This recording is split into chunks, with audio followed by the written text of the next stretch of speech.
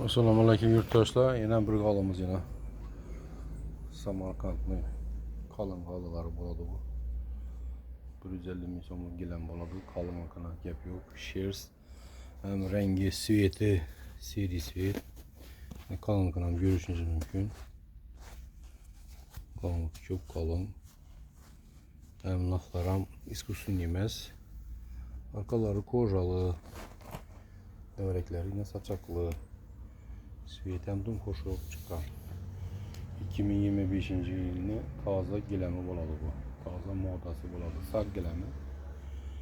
Kvadrat metrelerini 150'den satıp tutmuş şu gilemlerini.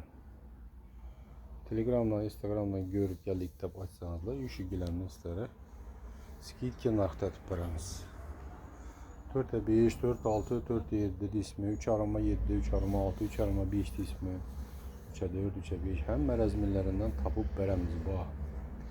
Çekilenmeyen miktarda bu. 125 min so'mdan gelip xarid etib ketaverasizlar. Açsanız ham uyingizga dostavka bo'ladi. G'oli o'ta qalin. O'ta qalin g'oli. Svetam oppoq emas, dog'am edi. Uyingizni ochib turadi. Gilamimiz dim chiroyli. Zakaz beringlar, bizning magazinimiz Xivada joylashgan. Xivada Ugalak kafening arka tarafı Xiva Jalata sag gilamlari bo'ladi. Magazinimizda hamma razmerdə hər xil giləmlər var. Sizlərə qarşı üşündürüb, göstərib, pullarını aytıb, düşündürüb baramız. Gerekeni arasında açsanız da sakya qılıb verəmiz. Arzulan haqda uyda bərabər əsla pulları.